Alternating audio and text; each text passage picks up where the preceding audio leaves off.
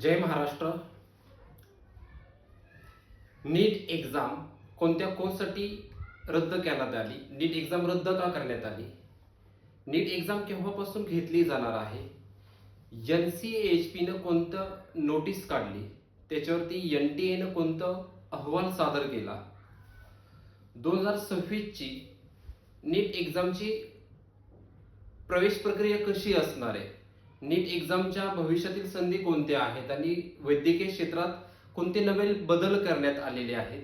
याची each and every पॉइंटची, each and every क्वेश्चनची आपण माहिती ह्या व्हिडिओमध्ये पाहणार आहोत. फक्त व्हिडिओ तुम्ही शेवटपर्यंत पहा. नमस्कार, मी संदीप सर, कर्मवीर प्रबोधिनी सातारा, विद्यार्थ्यांच्या स्वप्नाला दिशा देणाऱ्या एका चळवळीच्या युट्यूब चॅनलवरती तुमचे सहर्ष मी स्वागत करत आहे. फर्स्ट आपण आता मुद्द्याकडे येऊ. तर NTA म्हणजेच कोण बघा, नॅशनल टेस्टिंग एजन्सी. आता ही एजन्सीचं मेन काम काय आहे बघा, तर नीट एक्झाम कंडक्ट करणे. ओके, तर ही कोणत्या डिपार्टमेंट मधल्या एक्झाम काय कंडक्ट करत असते? तर बघा, याच्यामध्ये टोटल 3 डिपार्टमेंट आहेत. म्हणजेच वैद्यकीय अभ्यासक्रम हे 3 प्रकारचे आहेत. त्याच्यामध्ये ए अभ्यासक्रम कोणता येतो, ए ग्रुप कोणता येतो, तर MBBS. त्याच्यानंतर BDS. बी ग्रुप कोणता येत असतो बघा, तर BAMS आणि BHMS आणि आयुर्वेद. त्याच्यानंतर सी ग्रुप कोणता येत असतो बघा, फिजिओथेरपी म्हणजे BPT आणि BOT. म्हणजे तुमचे जे इतर तुमचं नर्सिंग कोर्स वगैरे आहे तुमची बघा, तर सी ग्रुप मध्ये येत असतात.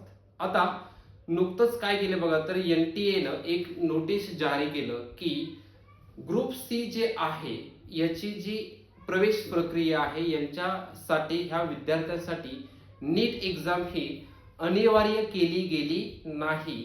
म्हणजेच ज्या विद्यार्थ्यांनी बघा जर नीट एक्झाम दिली नाही तरी त्यांना ग्रुप सी च्या ऍडमिशन साठी काय बघा, तर वैद्यकीय कोर्स साठी काय बघा, तर प्रवेश भेटू शकतो. आता काय झालं बघा, तर ग्रुप ए आहे, तर ग्रुप ए चं म्हणजेच कोण बघा, तर NMC म्हणजेच नॅशनल मेडिकल काउन्सिलिंग ही काय बघा, तर संस्था काय तर बघा ग्रुप ए चं सर्व जबाबदारी पाहत असते. म्हणजेच त्याच्यानंतर BDS ची जी जबाबदारी आहे तुमची, ती BDS काउन्सिलिंग ही संस्था पाहत असते. त्याच्यानंतर BAMS, BHMS आणि आयुर्वेद याची वैद्यकीय कोर्सची जी जबाबदारी आहे ती आयुष मंत्रालय ही पाहत असते. आणि त्याच्यानंतर बघा BOT आणि BPT म्हणजे फिजिओथेरपी आणि ऑक्युपेशनल ऑफ थेरपी याची जी जबाबदारी आहे ती NCAHP ही संस्था पाहत असते. NCAHP म्हणजेच कोण बघा, national counselling for allied and health care professionals ही काय बघा, तर संस्था काय तर पाहत असते. आता ह्या संस्थेने म्हणजे ग्रुप सी च्या संस्थेनं NTA काय केलं बघा, तर एक नोटीस काढलं. ते नोटीस कोणी काढलं म्हणजे NCAHP चे बघा, तर सचिव राजेंद्र सिंह यांनी 9 जानेवारी 2026 ला एक नोटीस काढलं की ग्रुप सी चे जे आहेत बघा, म्हणजे BOT आणि BPT हे जे कोर्स आहेत याची जी प्रवेश प्रक्रिया आहे ती नीट एक्झाम ह्या विद्यार्थ्यांसाठी काय बघा, तर ज्यांना प्रवेश घ्यायचा त्यांना नीट एक्झाम कंपल्सरी करावी म्हणजे अनिवार्य करावी असं त्यांनी काय बघा, तर एक पत्र NTA ला लिहिलेलं होतं. कारण की विद्यार्थ्यांची ग्रुप सी ला म्हणजेच कोणती बघा असेल तर BOT आणि BPT ला वाढती मागणी, भविष्यातील संधी आणि विद्यार्थ्यांचा वाढता कल याच्या दृष्टिकोनातून त्यांनी काय बघा, तर NTA ला काय केलं तर एक पत्र दिलं 9 तारखेला, 9 जानेवारीला. त्याच्यावरती बघा NTA ने एक अहवाल जारी केला. कधी जारी केला, तर 2 मार्च 2026 ला काय केलं बघा, त्यांनी एक नोटिफिकेशन काढलं, एक अहवाल सादर केला आणि त्यांनी सांगितलं की आताची परिस्थिती पाहता नीट UG 2026 ची प्रवेश प्रक्रिया ही अंतिम टप्प्यावरती आहे. म्हणजेच जर नीट एक्झाम पाहिलं बघा, तर ही एक्झाम 4 मे रोजी होणार आहे आणि त्याची जी प्रवेश प्रक्रिया ही जवळ आलेली आहे, एक्झाम जवळ आलेली आहे. आणि आता जर बदल केला तर नीट एक्झाम अनिवार्य ग्रुप सी ला केली तर विद्यार्थ्यांची वाढती संख्या आणि त्याचा विद्यार्थी बरोबरच इतर प्रशासनावरती एक ताण येऊ शकतो, व्यवस्थापनावरती त्याच्यामध्ये ताण येऊ शकतो. आणि प्रशासनाच्या दृष्टिकोनातून आणि मॅनेजमेंटच्या दृष्टिकोनातून काय केलं बघा, तर NTA असं जारी केलं की नीट एक्झाम ग्रुप सी म्हणजे फिजिओथेरपी आणि BOT ह्या एक्झाम साठी ही अट काय केली बघा, तर शिथिल केली म्हणजे अनिवार्य केली नाही. तत्पूर्वी ज्या विद्यार्थ्यांना फिजिओथेरपी आणि बीओटीला ऍडमिशन घ्यायचे ज्यांनी नीट एक्झामचा फॉर्म भरलेला आहे ते विद्यार्थ्यांनी काय पाहतात ती एक्झाम द्यावी, कारण की हा जो निर्णय आहे तो नॅशनल लेवलला घेतला एनटीएनं. आता प्रत्येक राज्याचा काय बघा तर जो निर्णय आहे प्रवेश प्रक्रियेचा ग्रुप सीच्या तर काय तर वेगळा असू शकतो. म्हणजे जर पाहिलं बघा ग्रुप ए आणि ग्रुप बी म्हणजे एमबीबीएस असेल, बीडीएस असेल, बीएएमएस असेल, बीएचएमएस असेल किंवा आयुर्वेद असेल, याची जी ऍडमिशन्स आहेत इथून पहिली पण आणि इथून पुढे पण ही काय तर नीट एक्झाम मार्फतच होणार आहे. फक्त ग्रुप सी म्हणजे बीओटी आणि बीपीटी आणि इतर तुमचं जे नर्सिंग कोर्स आहेत याची काय बघा तर अट काय बघा तर शिथिल नव्हती. म्हणजे काही वेळेस विद्यार्थ्यांना बघा जर नीट एक्झाम त्यांनी दिली, इथून पूर्वी कसं असायचं की नीट एक्झामला 10-15 मार्क पडली तरी काय बघा तर विद्यार्थ्यांना काय तर बीपीटी आणि बीओटीला ऍडमिशन म्हणजे फिजिओथेरपीला याला ऍडमिशन भेटून जायचं. पण आता काय केलं म्हणजे ज्या विद्यार्थ्यांनी फॉर्म भरले ज्यांना बीओटी आणि बीपीटीला ऍडमिशन घ्यायचंय त्यांनी काय तर आता येणारी एक्झाम ही त्यांनी कंपल्सरी द्या, त्याचा फायदा तुम्हाला होऊन जाईल. फक्त ज्या विद्यार्थ्यांनी फॉर्म भरला नाही नेक्स्ट आणि ज्यांना काय करायचंय बघा तर बीपीटी आणि बीओटीला ऍडमिशन घ्यायचे त्यांना 12वीच्या मार्कवरती काय बघा तर प्रवेश प्रक्रिया भेटू शकते.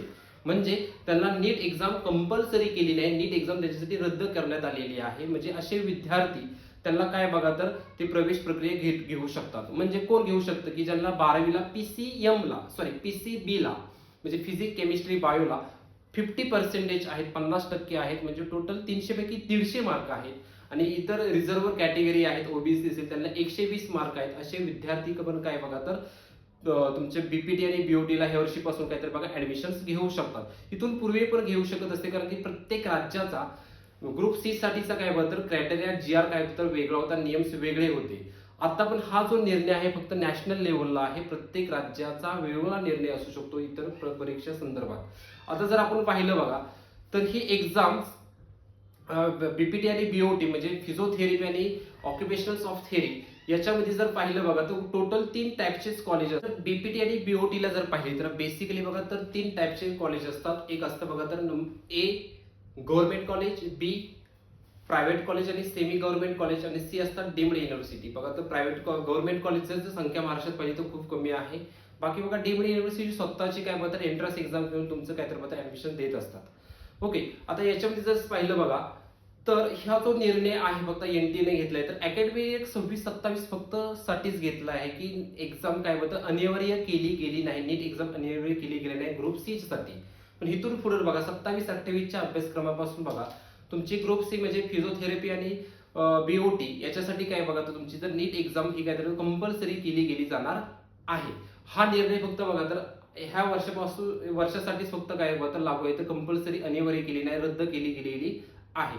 आता अशाच तुम्हाला जर बघा नवीन व्हिडिओ पाहिजे असतील आणि जर आपला नवीन व्हिडिओ पाहिजे असतील आणि तुम्हाला इतर इन्फॉर्मेशन एक्झाम विषयी पाहिजे असेल किंवा इतर तुमच्या कोणते जर शंका असतील तर आपल्या कमेंट बॉक्समध्ये तुम्ही नक्की कमेंट करा. तुम्हाला कोणती इन्फॉर्मेशन पाहिजे किंवा कोणत्या एक्झाम विषयी काही इन्फॉर्मेशन पाहिजे असेल त्याच्यासाठी तुम्ही कमेंट करा. कमेंटमध्ये तुम्हाला त्याचं आन्सर दिलं जाईल. जर तुम्ही आपल्या चॅनलला नवीन असाल कर्मेर प्रबोधिनी सातारा विद्यार्थ्यांच्या स्वप्नाला दिशा देणारी एक चळवळ ह्या चॅनल जर नवीन असेल तर ह्या चॅनल नक्की सबस्क्राईब करा. तुम्हाला नवीन नवीन व्हिडिओ नवीन नवीन इन्फॉर्मेशन जी युजफुल आहे एक्झाम विषयी किंवा इतर इन्फॉर्मेशन विषयी तर आपल्या चॅनलला तुम्ही नक्की सबस्क्राईब करा. ओके, जय हिंद, जय महाराष्ट्र.